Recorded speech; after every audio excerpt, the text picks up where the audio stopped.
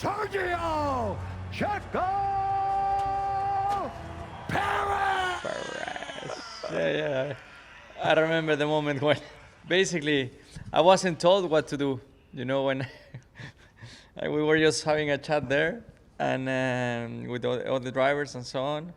And I thought it was going to be a normal, presentation, normal parade. And then all of a sudden I get someone shouting at my name and I see him. It was quite a funny moment. He was very close to your face. Yeah. I remember his face pretty well. Bruce Buffer, Las Vegas. It was an awkward moment to watch. How did you feel at the time? Yeah, it was pretty cool. Obviously, it's such an icon, Bruce. That was really, really cool. And at the time, I was just confused. I had no idea where to go, what to do, and then Lewis was looking for a lift because his car was not working, so he took my car. So we ended up going both on my car. It was quite a funny day. It was just a funny, amazing weekend, Vegas, wasn't it? Yeah, and then, of course, you go on to finish on the podium. Was there a good party afterwards? No, I flew back straight away before Abu Dhabi. I went home for a few days, and because then obviously it was a long way. I was going to spend afterwards like 2-3 weekends away, so I wanted to be home for a bit. How much time did you get at home? Because it was such a long flight. I remember having to go direct to Abu Dhabi, and I literally left the next day. I stayed at home, I think, 2 days. So okay. You remember, because we raced on Saturday. True, we did get night. Yeah, we did. Yeah. So Sunday I was back home, and I spent Sunday, Monday. So it worked really well. And the last time I saw you actually was at the FIA prize giving in Baku at the start of December. You were there to pick up your P2 trophy. Where is it? Where do you keep it? At the moment, it's in my room. Every time we at my room at home, we try. I haven't brought it to. I want to send it back to the office, but we haven't. Still there at the room. It's at a risky place, with the kids. They keep playing with it. They're still alive. I was going to say, when you say room, do you mean bedroom? Bedroom. Bedroom. Yes. First thing you see when you wake up in the morning. It's just that when we arrived, we left it there. And normally we have like a place, like a family room, where we put all our trophies with my son, and we put them all up there. And it is a reminder. I know Carlos Reutemann used to keep a helmet at the end of his bed, so that it was the first thing he saw when he woke up in the morning. And the first thing he thought about was Formula One. You don't need that inspiration. No, I don't. It's not because of that. It's more because of it was laughter, basically. Mm. And then, so when did you get back to Mexico? When did the holiday start for you? Around the 20th of December. Yeah, because we were quite busy after the season with Japan. We had to go to Honda and the gala, and then the team. We had some celebration down in Milton Keynes, so it was really 20th or so of December. What's the Honda Thanks Day like at Motegi? It's great. It's basically all the Honda drivers get together. It's a massive event.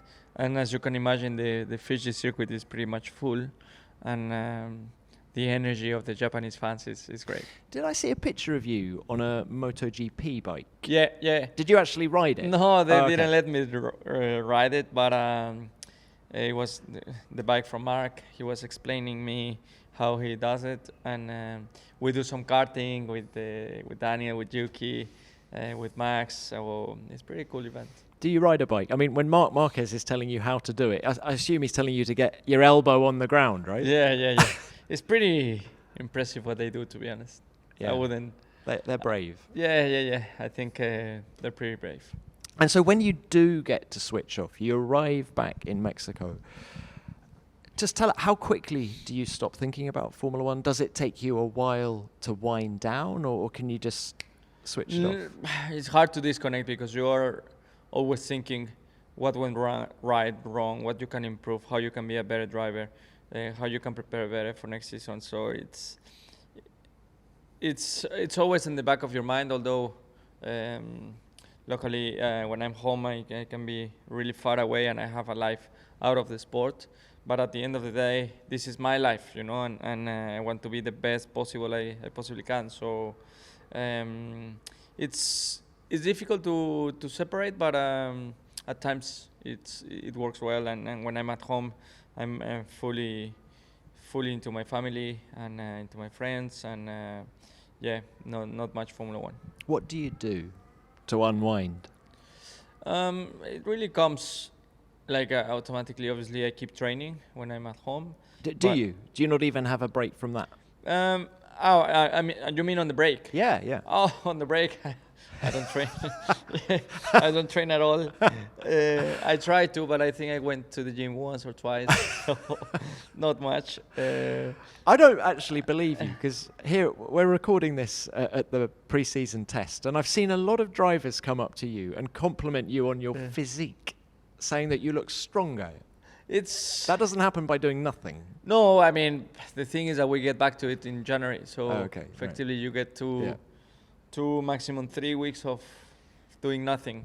It's very hard to lose any form. You lose some, but we do so much training when the year starts that doesn't change. Any new hobbies? Same hobbies, golf, karting. Now I'm more into karting with my son. We go together to race. Football, we play a lot of football now together. And basically my biggest hobby is to be with my family. So you've got 4 kids. Are we talking about Sergio Jr.? Yeah, he's the oldest. And he's the one that you go karting with? Yeah, I do everything with him now, karting. We seem to have the same passions, even golf? He likes golf, but he doesn't have time to play at the moment because he's so busy with football, and karting, that it's really hard to get another sport. So tell me about his karting. Is he quick? When are we going to see him in Formula One? Is it just a hobby, or is he serious about it? For now, it's just a hobby. I mean, it's a 6-year-old kid. He really likes it. He enjoys it. He's very competitive, but it's up to him to do it. I will support him on anything that he wants to do, of course, but it will be up to him. All right, we can all learn from our mistakes. Is there a mistake from your junior Formula career, karting specifically, that you've learned from that you can teach him and he can avoid doing himself? I think I was really lucky in a way on my karting days because I couldn't afford to go to Europe, to Italy. So basically all my karting was done in Mexico. But I was always racing guys with a lot older ages than myself. So that was a good thing. It kind of complemented in a way, the lack of not being in Europe with the Italian drivers, with all the European drivers. They have a pretty high level. I will have loved to drive karting, in Europe, but we couldn't afford it. So I think there's nothing we did wrong in my karting days with the opportunities that we have. Obviously, I lack the opportunity to do karting in Italy. I think that would have helped a lot in those early days, but we never had the opportunity. Right. You're a Formula One driver. He's going to have more opportunities than you did. Are we going to see Sergio Jr.? By the way, Sergio Jr., is he Checo as well? Checo as well. And does he have a Chequinho? No, just Checo. Just Checo, okay. Yeah. But will we see Checo Jr. racing in Italy, do you think? Well, if he wants to. At the moment, he's racing mainly at my karting track with like 10 to 20 other kids, and yeah, we'll see. I think he will do some later on some races probably in the US, in Mexico, and then we see. When we come to Europe, I think he will do some more karting over here, and if he really wants to do it, then I think once you go into Italy, he will have to really see if he likes it or not. And how will you feel if he, at the age of 14, goes, I'm leaving home, I'm going to go and live in Germany, above a restaurant. Yeah. I won't be able to speak Yeah. a word of the language. Of course, I'm talking about what you did. Yeah. And now you're a parent. Can you see what you put your parents through when you did that all those years ago? It's a massive effort, you know. The only reason I'm here is because all my family all together, we gave it all. And if that's his dream, I think, to me, happiness is about pursuing your dreams. And if that's his dream, I will support him. Although it hurts a lot, you know, to lose a son that goes so early away. But it will help him in his character, regardless of if he makes it or not into the sport, into Formula One. It will help him so much, you know. So I will be really, really proud for him to pursue his dreams. And if he does end up on a different continent to you, at least the phone bills are a bit cheaper now. Yeah. Because That's how that's a much good did thing. you spend phoning home? What was the worst bill? I was lucky to be sponsored by Carlos Slim, so you need to ask him. But it was a lot because even him was complaining at the time, you know. So it must have been a lot. Like I remember one, it was like 200,000 pesos, 200,000 pesos, which is like 10,000 euros. Wow. You In a must have month. spent a lot of time on the phone. Not much. No, but back in the day, it was so expensive. Yeah. It was super expensive to. Well, Wi-Fi also. calling has helped that, hasn't it? Yeah. Now. But what about the girls? I mean, we've got F1 Academy now, is growing and growing. Do you think they're going to be interested? I'm pushing my daughter. You know, I really want to get her into karting, but she just likes to go and watch her brother, but she's afraid. And I don't want to push her too much, so I would love to. And the younger Olivia, it's still a baby, but I mean, I will be happy. I think it's just whatever they like to do, I will just support them as much as I can and try to be with them. Let's talk about racing genetics, because obviously you need no introduction. Your genes are good for racing. What about Carola, your wife? Has she got racing in her family? No, she doesn't. Oh, okay. Is she a good driver? She's a fast driver. She likes to drive fast. Not so good, but drives fast. Is it just me, or does it feel like everyone is either starting a side hustle or becoming their own boss lately? And you know what they're hearing a lot of? That's the sound of another sale on Shopify, the all-in-one commerce platform to start, run, and grow your business. Whether you're selling fine art or fitness wear, Shopify simplifies selling online and in person, leaving you to focus on everything else without needing to learn any new skills in design or coding. It's got all of your channels covered, from a shopfront-ready POS system to its all-in-one e-commerce platform. It even gets you selling across social media marketplaces like Facebook, Instagram, and TikTok. So it's no surprise that Shopify is revolutionizing millions of businesses worldwide.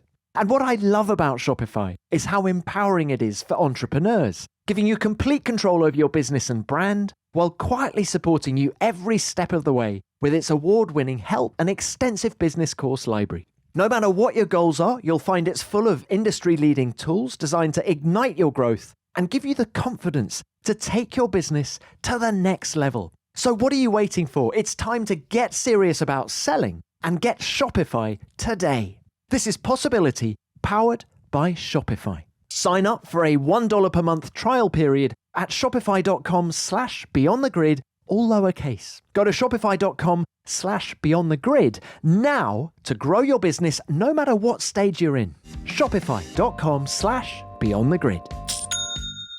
Well, look, let's talk about driving fast on a racetrack now. As I said a moment ago, we're at the pre-season test. You've just jumped out of the RB20 for the last time. Next time you drive it will be in Anger in FP1.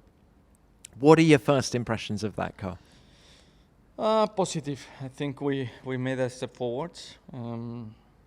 There's plenty of, you know, when you've done a test in Bahrain, it's probably one of the hardest tracks to test, you know, because the track is changing. I'm sure you've seen the graphic. It goes like 2 seconds through the day. So it's just every run so different. So every change you make, it really has to be based on your feeling, regardless of the lap time. Sometimes you are like, this didn't feel great, but you are half a second faster. It's like, well, it does feel great, you know. So it's quite difficult to test, but I think we just have to wait and see. I'm positive for the season, and looking forward to start.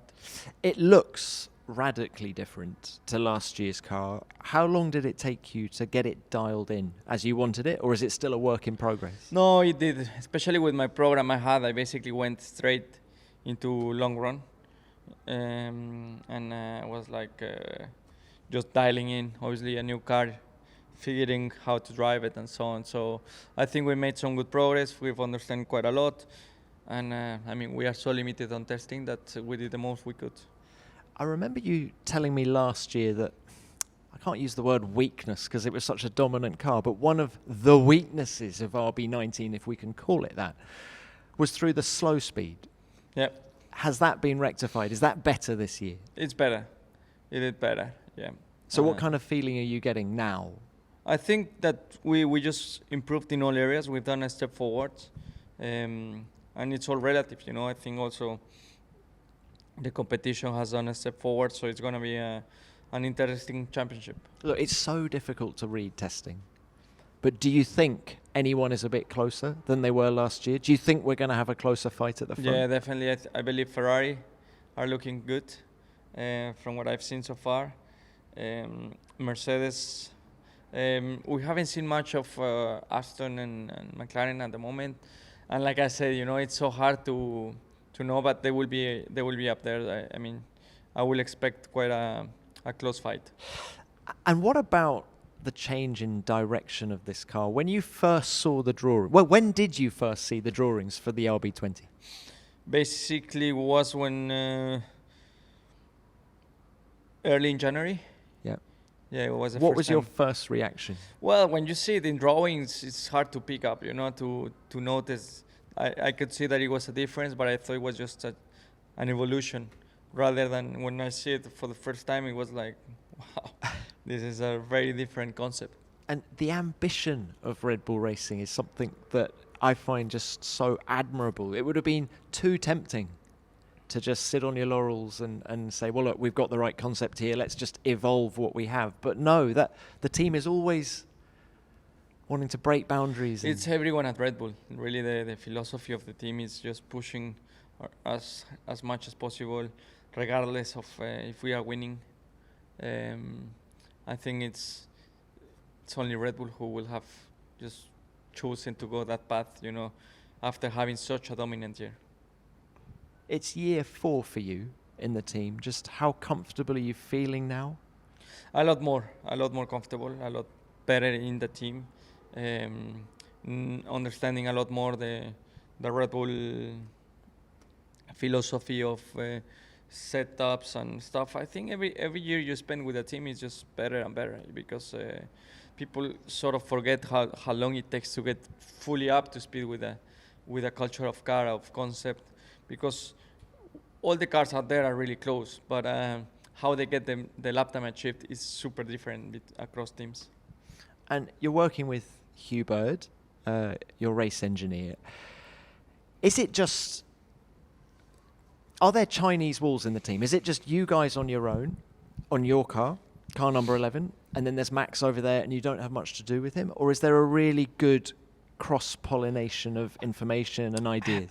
It used to be a little bit more separate, I think, later on, especially as GP moved. You know, Max is a race engineer, it's our chief engineer right now, so I think everything is coming more together, trying to work a lot more closer, both cars, both engineers, and I think that has helped the team lately, and I think it's something that is going to help through this year, you know, to have that evolution together, and just being working a lot closer.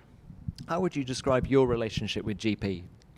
Well, I know GP was my race engineer back in 2014 at Force India. Yeah. So I know him well. I mean, he's one of my my friends in the sport, so I know him pretty well. And does it sit easy with you that he's Max's race engineer as well as the chief engineer? Yeah, I think it helps the fact that I knew GP from before, and obviously now his position, he's not just Max's race engineer, he's also chief engineer, so it helps, to have that dialogue between us. So Checo, you've touched on, you spend a bit of the winter reflecting on what's just happened, 2023. What is a good year for you in 2024? Where is the bar for you this year? I think just maximizing every single opportunity. It's a 24 races calendar. And just being able to, from race one, hit the track, race by race, and have that evolution, and just maximizing the opportunities. Because I know if I'm able to do that, I will have a great year. And to maximize your opportunities, is it all about qualifying? I mean, is it a lazy assumption just to look at the qualifying results from last year and go, oh, well, Checo must be struggling in qualifying, or do you think there were reasons for it? Yeah, there were reasons for it, obviously. It's not like I forget to drive from one weekend to the other. There were reasons behind it. We understood them, and I think we are in a better shape. So how do you set about maximizing your opportunities? Let's start on a Saturday. I think basically just being able to focus on the right approach for the entire weekend, getting quality done properly, making that progression. I think what happened last week was that we lacked a lot of progression through the weekend, and I think being able to dial in, improving from Friday to Saturday to Sunday, making those jumps through the weekend will be key, because we always started strong, but we sort of stay there. So it's just important having that evolution and working together with the simulator as well, to try to have a good base back there in Milton Keynes. Right. So I know you say Ferrari are close, but the assumption in the paddock is that you guys are going to be the people to beat, which means you've got to beat your teammate, obviously. What makes Verstappen so hard to beat? I think that he's really at one with the car, with the team. He's at the moment of his life, he's in top form, and he comes to a weekend and he knows exactly what he needs to go fast, and keeps improving, keeps making it faster. Doesn't make mistakes often, and I think he's just very tough to beat, and we will try and give it a go. Last year we started really close, very closely matched, and this year we'll see how we start and how we are within the first few races. How important is it to get off on the right foot? Very important, these first few races are super important, because it really puts you on a pair, to your teammates. So these first few races are very important.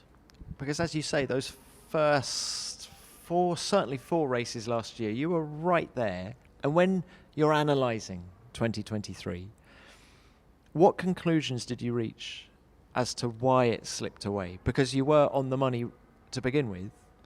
Yeah, I felt like the car was just, as it started to evolve, it just went out of me. As even on the simulator, like I will jump in and within a lap I will be like not focusing so much on getting the lap time. It was more about developing the car. But as the car developed, I will jump in the sim and I will be like just chasing the lap time, and it wasn't coming so naturally as it was coming in early in the season. So you start to make compromises to make you feel comfortable, and in that window of making me feel more comfortable, I think we made the car slower on our side, and it's something we understood. Compromises in terms of setup. So yeah. you're chasing it the whole time. Yeah. Before you even get, you're talking about the momentum that you build up over a weekend. You feel it. There were moments last year when you would arrive at a track chasing it before you've even turned a wheel. Yeah, pretty much. Yeah. And how difficult was that for you? It was difficult, because especially as you having such a dominant teammate that is winning all the time, but you are not able to extract the maximum out of the car, and it's not an easy situation, but I think it's when you have to be just mentally strong, focus on yourself, and make sure that you give your best and be able to deliver when you can. All top sportsmen use psychologists, as far as I can make out, certainly in Formula One. You did last year. How did that help you? I think it helps to understand a perspective from the outside, because sometimes we get dragged into it so much that at times it's good to have someone that understands the sport, that knows what's going on, and can be from the outside, just having that conversation and just making you realize that probably this is wrong or this is right. Having a different perspective from someone from the outside, I think it's always helpful. So that person that you go and see, they're not giving you advice on how to drive a racing car, clearly. So how was it somehow loosening up your brain and how you drive the car? What was being said? No, basically, I mean, one thing is that mentally you have to be strong and making sure that you focus on the right stuff, because in Formula One, there are so many distractors around and people that are experts all around the world, and they know exactly what's going on, and but you are inside and you have no clue.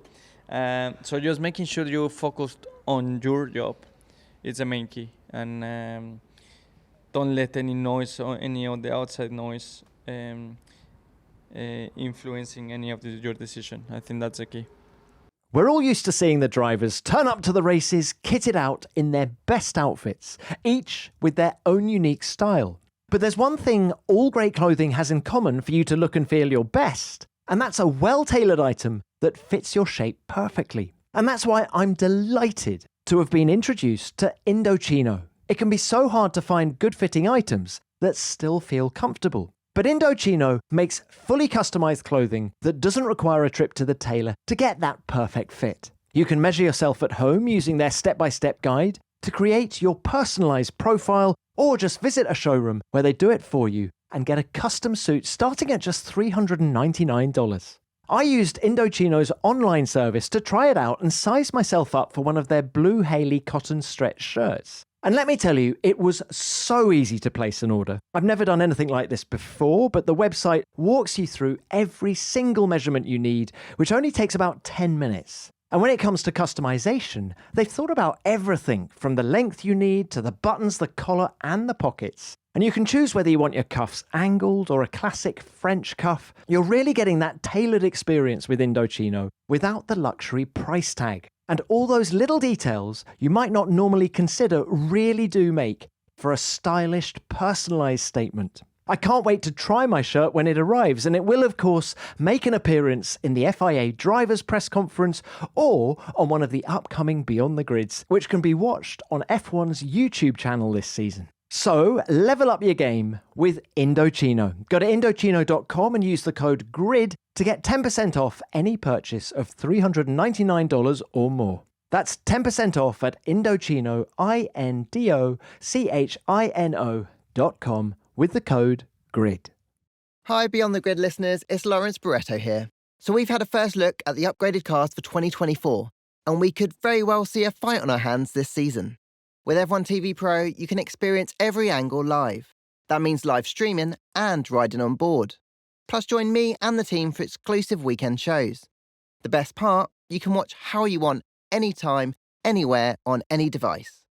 Get F1 TV Pro for an unmissable 2024 season. Sign up now for your 7-day free trial. F1 TV Pro is only available in select territories and T's and C's apply, so check out the website for more details. You've been in F1 since 2011. Can we talk about the outside noise? How much more noise is there now than there was 257 races ago when you started? There's always pressure in Formula One. You have to remember that we are at the pinnacle of the sport. So there's always pressure. You always have to deliver at all conditions, at all races. That's normal. But at Red Bull, it certainly has changed a bit. There's a reason why lots of drivers here haven't survived, you know, because the amount of pressure, the amount of focused on yourself, they don't measure the same, all the teams. I feel like the way how they measure Red Bull is different to anyone else. And how has social media ramped up the noise that we're talking about? Because when you started, Yeah, there was less, no, wasn't it? there was no. Yeah, you're right. I think quite a lot. I think I'm privileged, you know, because I'm a bit older and I grew up without social media, and yeah, it can be really toxic. So I'm not a big fan of that. So I always try to stay away from it and making sure that I'm able to come here, do my job, give my everything, prepare as best as I can, and that's all I can do. You know, I can try 1,000 times, but at the end of the day, the most important is that you with your team try to deliver, and the outside noise will always be there, and there's nothing you can do about it, but it's important to make sure that you are able to shut it down. And how much noise is coming out of Mexico? Well, a lot. You know, the expectations back home, it's big. The support I get is pretty big. So it's just great. You know, I think being a Latin American driver in Formula One, it's a big thing. You know, because but that comes with a lot of people behind. You know, and I'm very privileged to have such a support from home, and I can only say that, you know, it's a great privilege to have. Tell us a little bit more about your fame in Mexico, because I think when we go there, you are literally staring at us from every billboard. Yeah. Is it true that you even had a burner mobile phone at the race last year, just have a different phone just to cut the noise back? And you know, Yeah. is that true? Yeah, it's true. You know, it's a very intense weekend. You know, the energy from Mexico. You know, it's a big thing. Probably for the European drivers, you know, they're a lot more used to have F1 drivers here and there every now and then. But for my country, for Latin America, it's something like you don't get a lot, and it's a big thing back home because you know, I mean, it just sounds crazy, you know, having a Mexican in Formula One. It's quite a big thing, you know, and I think I mean, in our history we've only had 5 or 6 drivers in the sport, you know, and it's really hard to make it into the sport, but to have a successful career in Formula One, it's another level. So come on then. What would it mean to you to do the biz at the Mexican Grand Prix? You finished on the podium, but that win, what would it... I'm looking at you now on the podium, on the middle step. I think there would be tears.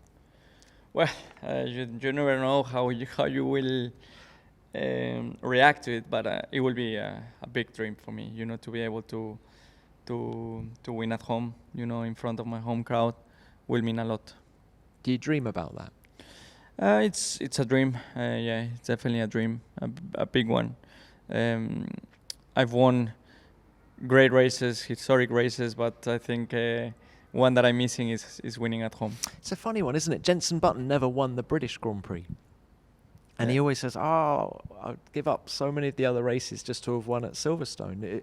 Do you feel the same way about Mexico? Yeah, it is because winning at home is something a lot more special than anything else. And how do you manage the expectation? Because, as you say, you're mobbed everywhere you go. 90% of the people at the racetrack are there to see one man. Does that give you energy? How do you just keep a lid on things and make sure that you drive as you know you can drive and not let it spill over? And it's again the same as the whole season, you know. When you are in Formula One, it's different. It's Mexico. It's Checo in Mexico. Yeah, but at the same time, it's a championship. It's you know, there are 24 races out there. When Mexico finishes off, it gives the same amount of points, you know.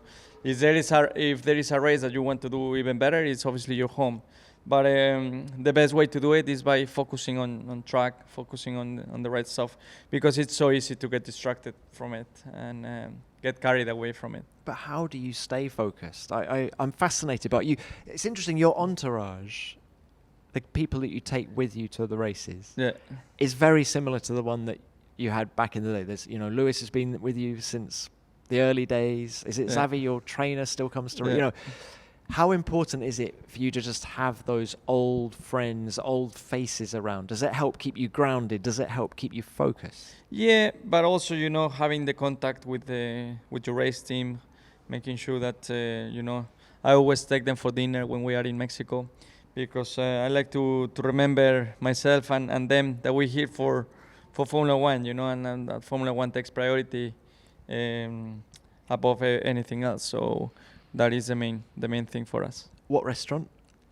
We're always changing the restaurants, but the last 3 or 4 years we have always done a team dinner in Mexico.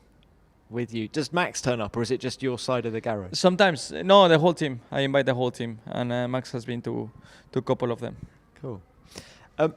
Just while we're on the topic of Mexico, I don't know how into music you are, but I've been told that you've featured in 2 music videos in the last 12 months. One with Bad Bunny. Yeah. This Bad is no Bunny. disrespect to Bad, but I haven't heard of Bad Bunny. My kids might have done, I don't know. Just tell me about Bad Bunny and the making of the vid. Yeah, he was back in Monaco, and he was there, and some beats were recorded and were into his song, I think, which is called Monaco. And Bad Bunny is huge in Latin America. It's a phenomenon back in America. And there's even is there a song about you that has also been quite successful? There've been few songs in the past How does that years. feel? You've got songs being written about you, Checo. Yeah. Are they love songs? No, they're not love songs. It's there's another one from Karin Leon as well that is also a very famous Mexican singer, and there's another one or two more that they've done about me. Can you sing? I'm really bad singer. I don't want to hurt the audience. Just a line now? Or no. No, I don't want to. I can feel a duet coming on maybe with Charles Leclerc. Yeah. Charles just released a new album, right? Yeah. I asked him earlier where he is in the charts, and he refused to tell me. I don't know. I bet. Come on, we all know you guys are so competitive. He's probably there every morning looking to see where he is on the charts. I'm sure he's looking at it. Got to be number one. Yeah. So there's songs about you. Aren't there curries about you? There's a curry house in Oxford in the UK. It's not about me. It's just in the menu. It's one of my friends. What Checo Perez? What is it? It's called Checo Perez Fiesta, which is a dish. It's a menu. Right. What is it? It's a curry, a little bit more spicy curry. Of course. Yes. Quite tasty, actually. Yeah. It's near Silverstone. It's a curry place that I've been going since I was in Formula 3 days. Oh, okay. Yes. It's like going home. Yes, pretty much. Yeah. It's next to Silverstone in Brackley. Okay. Yeah. Okay. Now, a little bit more about your preparations. I mentioned earlier 257 races. You're not the new kid on the block anymore. But have you done anything different in your preparations this year? Just what do you tweak it? Like Fernando Alonso, for example, has changed his diet. He says he's going to deal with the jet lag differently this year. I'm not sure how he's going to do that. But are you going to do anything differently? Yeah. Firstly, physically, I try to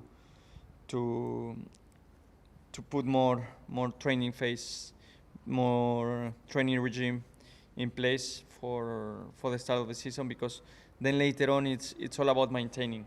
So just trying to get a little bit more time in it has been beneficial. I feel comfortable in the car, and yeah, the other things, just trying to minimize the traveling that we ended up doing. Planning better the simulator days, the days that I I go back to Europe or back to Mexico, always trying to reduce the traveling. It's quite important because when you think about it, it's 24 races. Planning also the schedule for the sponsors, for all the sponsors we have in the team, that all the days we have, it's quite a thing now, the planning of your schedule, because right now we are all fresh and smiley, but when we go halfway through the season and still there is another 15 races to go, it's important to keep the energy levels high. How are your numbers, your physical numbers? Are you fitter now than you've been prior to any season in Formula One? You say you're trying to up it. Yeah, I think it's always very hard. Obviously, you have these numbers that you base on quite a bit on them, but there are a lot of other things. You have your strength, your endurance, that is a lot harder to measure. I feel good. I felt really good yesterday. I mean, I jumped in the car and straight away I was doing a race in the car, so I feel good. It's a little bit painful always. The shoulders are hurting because of the seat position not being used. The neck, it's just getting used those places of your body, but it's just part of it. Is your seat position in the car the same as last year? Is it the same is it the same every year? Yeah, but you are always making adjustments with new cars. Heights, going up, going down, always trying to figure out where you put it. Do you sit a little higher in the car for the street races? Something Mika Häkkinen used to do at Monaco. He used to sit a little bit higher just to give him better... Especially with these tires, with this, the spikes that we have on top of the tire, makes it really hard to see. So you see us sitting a lot higher. For the street races? Everywhere. Oh, okay, but so you don't just change it specifically for the... No. Okay. I just try to put, if you're able to see on a normal circuit, you should be able to see on a straight circuit, so... Okay. I think that's just... So you're normal. sitting higher in the car now than you were 10 years ago? Yeah, I remember back then it was more important to be low, I remember always the good drivers are the one that went the lowest and are able to... Center of gravity, get it down, get it down. It was quite a big thing back in the day, but Formula One has evolved a lot and you see drivers going up and down and it doesn't really matter. And does someone like Adrian Newey get involved in your seat position? Does he say, Checo, you're too high, it's affecting this and that? More than that, it's just you need to be high, so what do we do about it, how we deal with it. Does that change? Because it has an impact, on engine temperature, on flow and stuff like that. So it's quite a big thing. Before we return for the final part of my chat with Checo, I bet there are plenty of listeners out there looking to expand their world in 2024. Maybe you're eyeing a job overseas or planning a long-awaited trip, or you just want to be able to communicate confidently with people in a variety of settings. It's never too late to pick up a new skill, like learning a new language. But you're busy, and traditional language classes or pricey tutors just aren't cutting it. Well, that's where Babbel swoops in to save the day.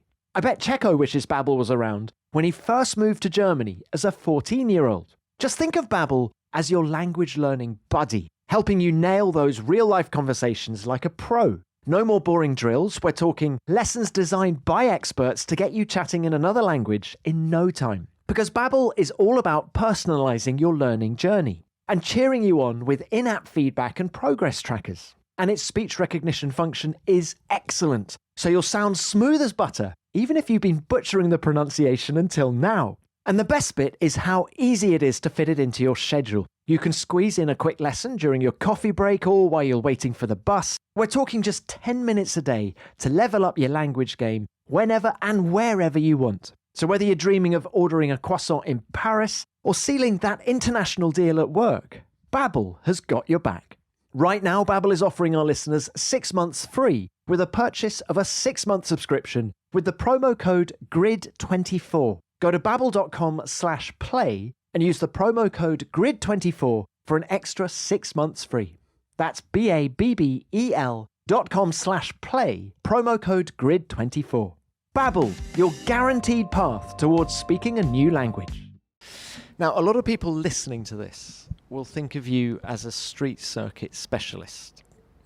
All right, you've won Monaco, you've won Baku. I remember Andrew Green, when he was technical director of Force India, telling me that your right foot has traction control in it. Is it? Are you hypersensitive? Is that hypersensitive? Not that I'm aware of, but it has been obviously one of my strengths throughout my career, the racecraft and. But a rear limited track seems to suit you. Is that fair? So how do you then go about transferring those skills onto front limited tracks? It's all about adapting. Formula One, it's all about that. You're not trying to be flexible with driving, how you approach a corner here and there, and always try to make the maximum out of every single race weekend, because one race, the limitation is the rear, the next one is the front, always trying to figure it out. It's important.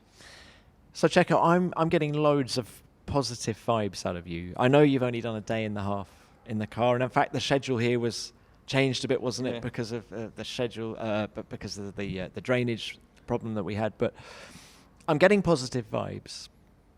So if you and I were to sit down at the end of this season and you're reflecting on the year just gone, what is a good 2024 for you?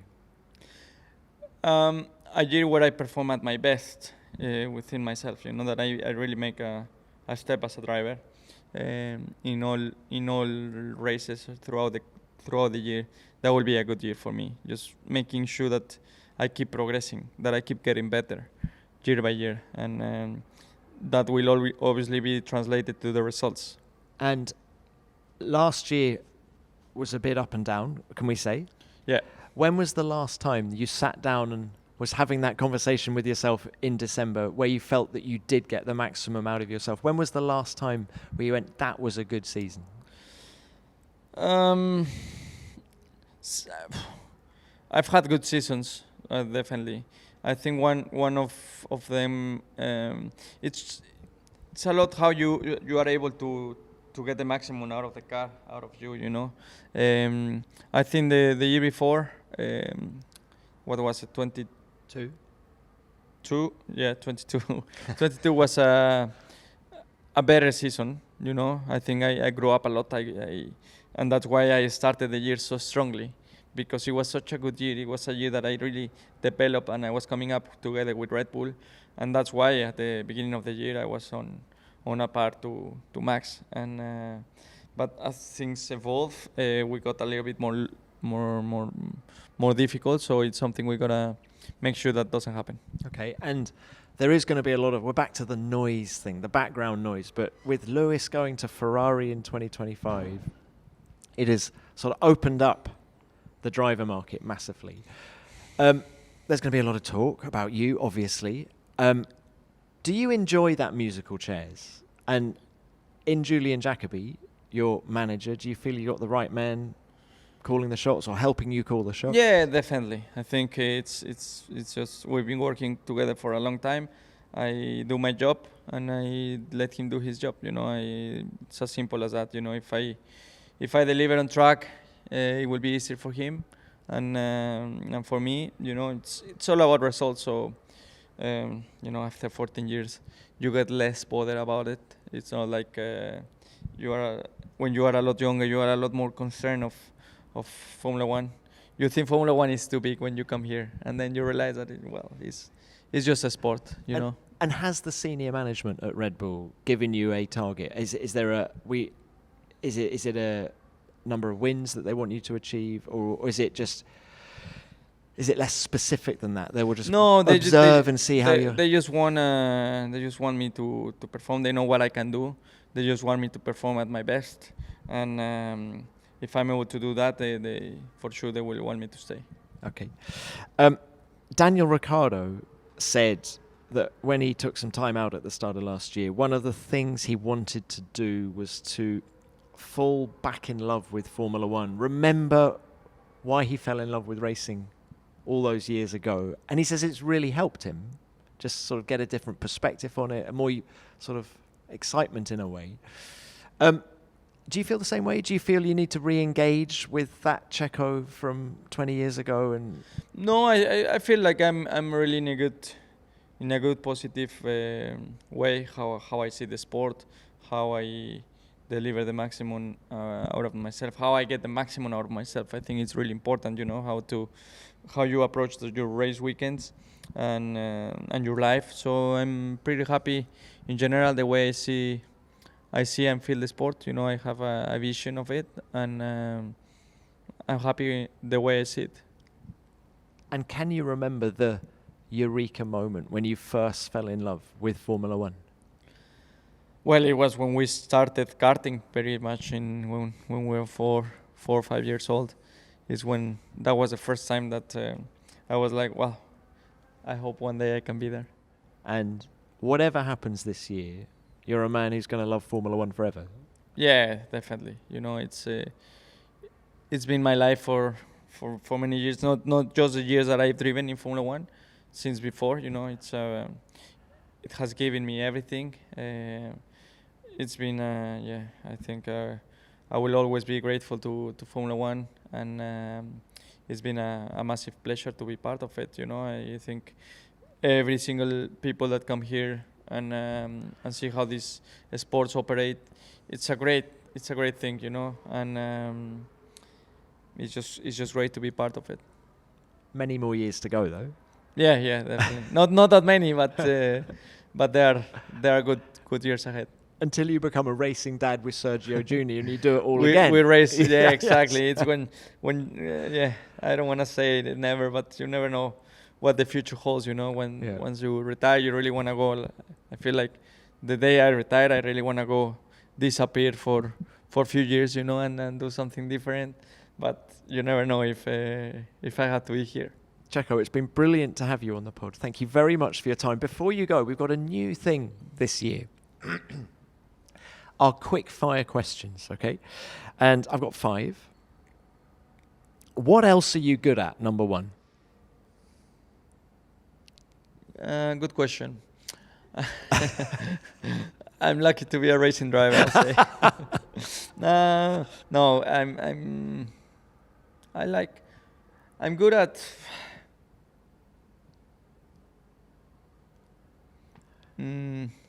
what are you good at? Other than interviewing. Other than interviewing. Luckily, I'm asking the questions. Yeah, it's here. a good question. Football, golf. No, We haven't really discussed golf. You're obsessed with it. No, Are you as good as scoring goals? Lando? I'm a good striker, football striker. Are you? Yeah. Are you better at football than golf? Yes. Yes, I'm better at football. You seem convinced by that, right? Yeah, I'm not that good at golf. I don't have the time, and football comes more natural. Okay. Second question. Which racing driver would you want to be stuck in a lift with? Alive or doesn't matter?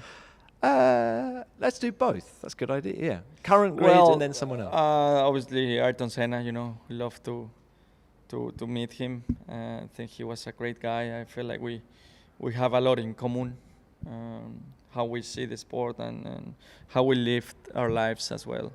So, and obviously, the Latin blood is just something we will have understand each other a lot.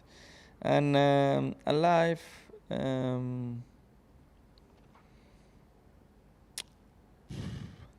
good question. I mean, I see all these drivers every single weekend, so I wouldn't like to get stuck with with any of them. I think more from my previous teammates, with Kobayashi, with Jensen. I think those were great teammates and great guys to hang up with. Question 3. Who would play you in a film? Tom Cruise. Of course he would, right? Right, question 4. Who is the coolest person in your address book? I'm not really that much into fame, so I would say more of a normal people, just my friends, I think. Who's your coolest friend? What do you mean with cool? Yeah, well, true. just Bad Bunny. No, I have good friends, that I just I think when you have those friends where you can just call them and have a laugh about a good day or a bad day, you know, and just make have fun and laugh about anything. It's like you have a good click. I digress. There is one more question, but do you have any genuine friends on that grid, or is the intensity of the rivalry too strong? I think we have a lot of respect for each other. Or I think we've all gone through a lot to be here, but we all here for ourselves, and we all want to be the best of ourselves. I think once you finish the sport, you become great friends because you've been sharing this for so many years that automatically, it doesn't matter if we don't see each other ever again in our lives. We know that one day when we're seen 20, 30 years from now, that we will remember with pride, you know, a name, and it's something that it's hard to explain, but I'm sure what I'm talking about, a lot of drivers get it, you know, because you've all been on the same journey. You've all exactly. made those. We've been on the same journey for so long, and it's just that right now we're all focusing on our careers so much, and it's the same to outside the world. You know, we are very different persons to a normal people. You know, because we live so much on this sport, and this sport takes so much out of us that it's really hard just to be normal in that regard. So once you finish with this, I feel like everything feels more or fits more natural. Yeah. Right, final one. If you hosted a podcast, who would be your first guest? Well, I have to go big, so I will invite Cristiano Ronaldo. Right? Have you met him? Yeah, I met him. I think will be just people that have done great things with their lives, that have good impact to society. I think it's important these days to look up at people that are not just successful, that are good for us, good examples to look up. How was Cristiano Ronaldo? Did Great. you talk football? Did you tell him what a great striker you were? No, I didn't. No, he's friends with one of my friends, so he's a great guy. I remember I met him a few years ago many years ago in Madrid, and he's a good guy. All right. Checo, it's always a joy speaking to you. Thank you very much for your time. Best of luck in 2024. Thank you very much.